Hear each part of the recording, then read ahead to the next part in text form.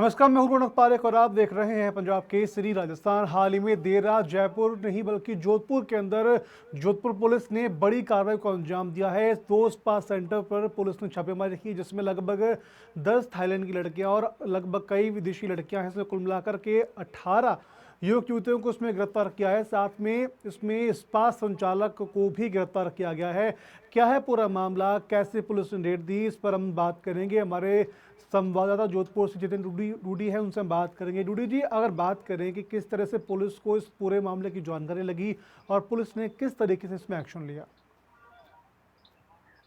बिल्कुल रौनक, बता दूं कि जोधपुर पुलिस कमिश्नर ओम प्रकाश पासवान के निर्देशन में इस कार्रवाई को अंजाम दिया गया। सरदारपुरा पुलिस थाने को सूचना मिली थी। इस सूचना के बाद जो है हाइड अवे स्पा और वन मोर स्पा के पर कार्रवाई पुलिस ने की और इस दौरान तकरीबन 10 से अधिक युवतियां 10 से अधिक थाईलैंड युवतियां और कुल 18 महिलाओं को इसके साथ दो जो स्पा सेंटर संचालक है उनको गिरफ्तार किया गया।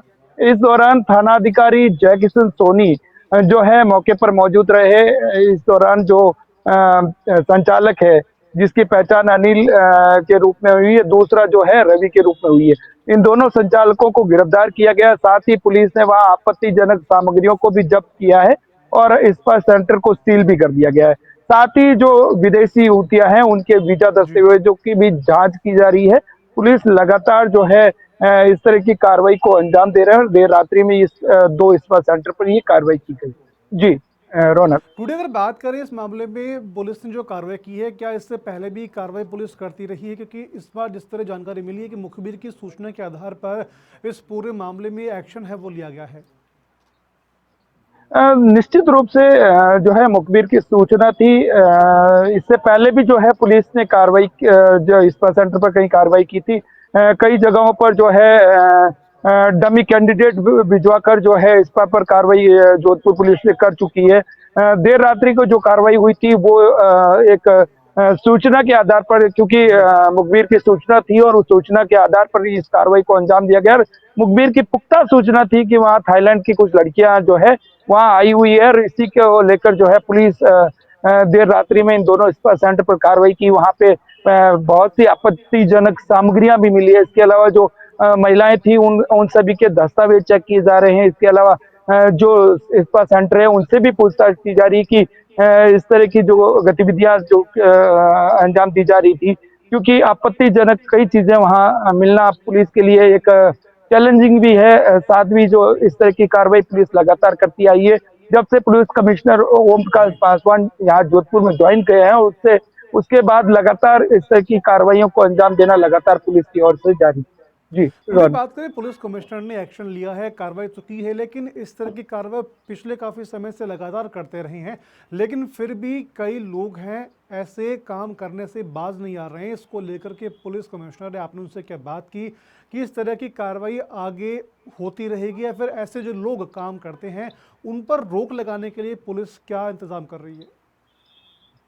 देखिए, निश्चित रूप से पुलिस कमिश्नर ऐसे ऐसे मामलों को लेकर गंभीर भी नजर आए और उन्होंने कल जो है बताया भी था कि जिस तरीके से इस तरह की गतिविधियां जो चल रही है जहां पे भी उन उन जगहों पर जो है पुलिस की रेड भी की जाती है। इसके अलावा जो सूचनाएं हैं, गुप्त सूचनाएं ली जाती है। इसके अलावा जो वहाँ के आसपास के जो लोग हैं वो कई बार पुलिस को सूचित कर देते हैं। तो जो जो गतिविधियां होती है उस गतिविधियां आपत्तिजनक नजर आती है तो वहाँ के लोग भी बड़े सक्रिय हैं और उसको भी जी, पुलिस से काफी मदद भी मिलती है। और इस तरह की कार्य जो गतिविधियां ना हो इसको लेकर के पुलिस अलर्ट है। पुलिस लगातार जो है लोगों को जो है समझाइश भी कर रही है, लोगों को ये कह भी रही है कि ऐसी गतिविधियां अगर आपको कहीं नजर आए तो तुरंत पुलिस को सूचित भी करे।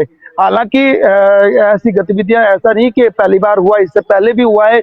इससे पहले भी जो है पुलिस की ओर से कार्रवाइयां की गई है, लेकिन जी, जिस तरीके से लगातार बाहर से युवतियों को लाना और यहाँ पर इस तरह की जो गतिविधियों को संचालित करना, अनैतिक गतिविधियों को संचालित करना कहीं ना कहीं एक बहुत बड़ा चैलेंजिंग पुलिस के लिए भी है। और जब सूचना मिलती है तो पुलिस अक्सर ऐसी कार्रवाइयों को अंजाम देती भी है। और खासतौर पर देखा जाए जो अभी जो पुलिस के कानून है या हमारे जी, देश का जो लचीला कानून है उस कानून के तहत कोई खास बड़ी कार्रवाई जो है उन पे गंभीर कार्रवाइयां नहीं होने के कारण ये बच भी जाते हैं।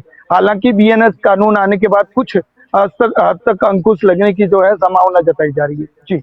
डूडी, बात करें इसमें जो लड़कियां जैसे भारी विदेशी लड़कियां हैं, वो पुलिस इन पर कार्रवाई करती है स्पा सेंटर में, वो पकड़ी जो आती हैं, उसके बाद पुलिस का आगे का जो प्लान्स है वो किस तरीके से होते हैं? इनको बाहर कैसे भेजा जाता है, अपने घर पर कैसे भेजने के लिए पूरी तैयारी है वो की जाती है?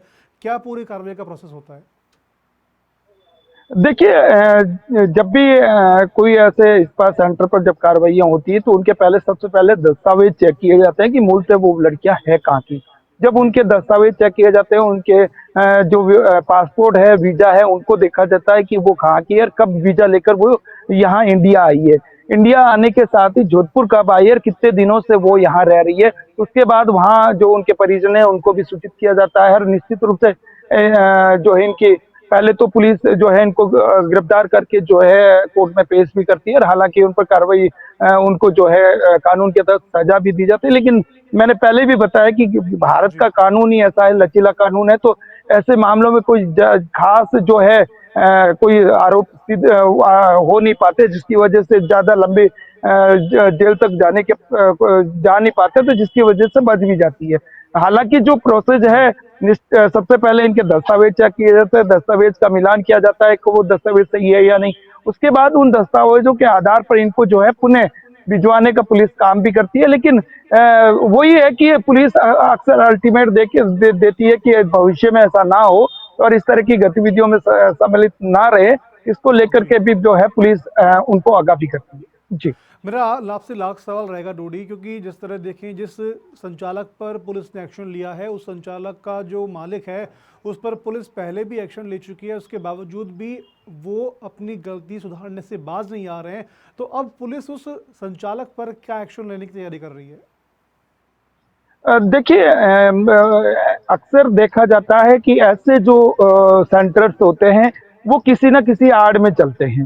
जी। और उस आड़ में जो है इस तरह की गतिविधियां, जो संदिग्ध गतिविधियां, अनैतिक गतिविधियों को जो है उसमें संचालित कर लेते हैं और पहले भी कार्रवाई हुई है, निश्चित रूप से हुई है। जी। लेकिन वही है कि जब किसी को दिमाग में वो रहता है कि मुझे इससे हटना नहीं है, तो वो अपने लीक से हटता नहीं है और उसी कार्रवाई को फिर से दोहरा देता है। अक्सर देखा जाता है कि इंसान वही गलती करता है जो पहले कर चुका होता है। तो ऐसी ऐसी कार्रवाइयों के बाद भी संचालक नहीं सुधरना कहीं न कहीं एक पुलिस के लिए भी चैलेंजिंग है। पुलिस जिस तरीके की कार्रवाई करती है उसके बाद इस्पा सेंटरों को जो है सील भी कर देती है, लेकिन कहीं न कहीं उस जगह पे ना होके कहीं और जगह पे अयत्र खोल लिए जाते जी। हैं और जो है कुछ समय बाद वो जो पुराने जो इस्पा सेंटर है उसको कहीं किसी और जगह में तब्दील कर दिया जाता है।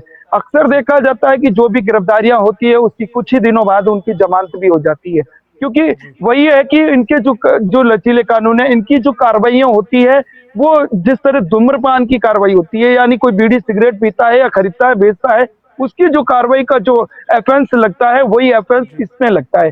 तो इस कारण वो बच जाते हैं। अगर इनके ऊपर ऑफेंस कोई बड़े ऑफेंस लगते हैं या बड़ी धाराओं पे इनका मुकदमा होता है तो निश्चित रूप से ऐसी कार्रवाइयां रोकी जा सकती है। लेकिन भारत के जो कानून है, भारत के जो अभी नए बीएनएस के जो कानून है, उसके तहत जी। उनकी कार्रवाई जो इस तरह की गतिविधियां, उनकी कार्रवाई सिर्फ और सिर्फ धूम्रपान की जो कार्रवाई होती है उसके अकॉर्डिंग मानी जाती है। तो कोई खास ऑफेंस नहीं लगने की वजह से लोग बच जाते हैं और यही कारण है कि वो दोबारा से ऐसी गलतियां कर बैठते हैं। जी। चल डूडी, बहुत बहुत शुक्रिया तमाम जानकारी के लिए। तो ये थे हमारे साथ जोधपुर से हमारे संवाददाता जितेंद्र डूडी, जिनसे हमने बात की और स्पा सेंटर पर पुलिस ने जो कार्रवाई की है उस पर तमाम चर्चा है हमने की है। उम्मीद करते हैं कि जोधपुर स्पा सेंटर पर जो पुलिस ने कार्रवाई की है उसकी तमाम जानकारी आप तक पहुँच पाएगी। ऐसी और भी खबरों के लिए आप बने रहिए पंजाब केसरी राजस्थान के साथ।